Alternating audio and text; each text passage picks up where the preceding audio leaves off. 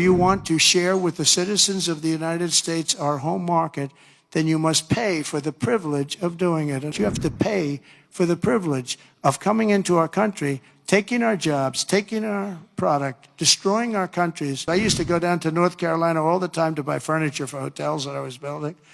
And they had the most incredible artisans. That whole thing was wiped out by China mostly, but others. China's a tremendous tariff maker, and India and Brazil and so many countries. If you want to share with the citizens of the United States our home market, then you must pay for the privilege of doing it. In other words, you have to pay for the privilege of coming into our country, taking our jobs, taking our product, destroying our countries.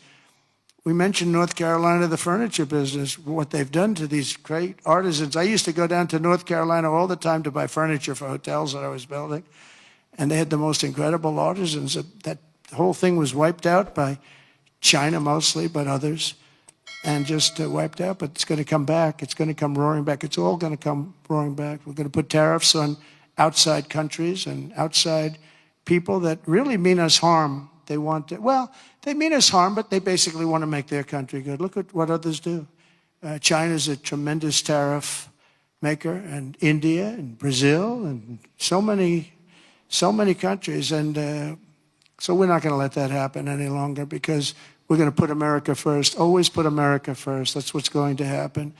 We're going to establish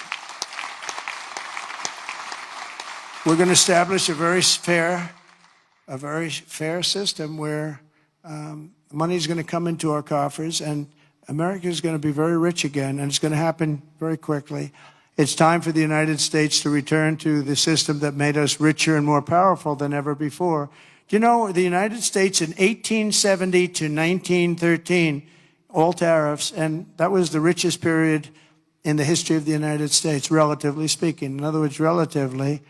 And they set up the Great Tariff Commission of 1887, and this commission had one function: what to do with all the money that we took in. It was so enormous that they had no idea. It was a blue ribbon committee. It was set up 1887, and what to do with all of the money that we had. And again, Teddy Roosevelt was a beneficiary, because when McKinley was killed, he took over this vast sum of money, and he did all of those national parks and all of the other things. And I'm not knocking him, but he was given a vast amount of money, and that was all made through tariffs. We had no income tax. The income tax came in 1913. As I said in my speech last week, instead of taxing our citizens to enrich foreign nations, we should be tariffing and taxing foreign nations to enrich our citizens. Does that make sense, right? Under the American First economic model, as tariffs on other countries go up, taxes on American workers and businesses will come down, and massive numbers of jobs and factories will come home.